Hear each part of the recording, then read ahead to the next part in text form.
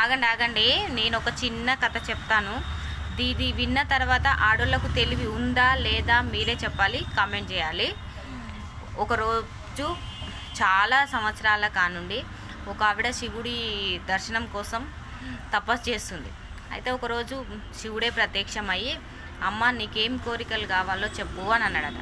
నాకు పెద్దగా ఏం కోరికలు లేవు స్వామి, ఒక 3 కోరికలు అయితే చాలు, 3 కోరికలు తీర్చు స్వామి అన్నదంట.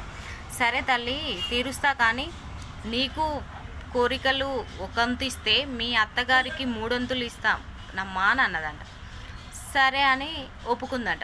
ఫస్ట్ కోరిక ఏం కావాలమ్మా చెప్పు అని అంటే, నాకు ఒక 1 కోటి రూపాయలు కావాలి స్వామి అన్నదంట. సరే అనేసి ఈమెకు 1 కోటి రూపాయలు ఇచ్చిండు, వాళ్ళ అత్తయ్యకి 3 రెట్లు 3 కోట్లు ఇచ్చిండు.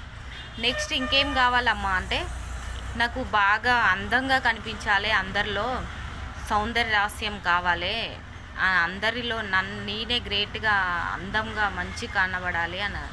సరే అమ్మ అని అనేసి ఈమెకి అందం ప్రసాదించాడు. వాళ్ళ అత్తయ్యకి 3 రకాలుగా అందం, అంతకంటే బెటర్గా ఇంకా అందంగా కనబడేలాగా వాళ్ళ అత్తయ్యకి వరం ఇచ్చాడు.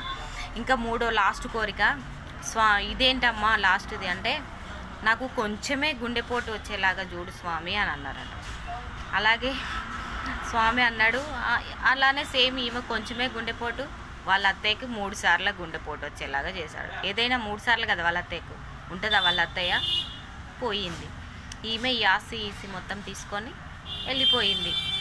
ఇప్పుడు ప్రశాంతంగా ఉంటుంది, వాళ్ళ అత్త లేదు కదా. దీనివలన మీకేం అర్థమైంది? ఆడవాళ్ళు తెలివి కల్లోళ్ళ కాదా అనేది మీరు గుర్తించాలి. నాకు కామెంట్ చేయండి, ఎలా ఉందో కూడా చెప్పండి.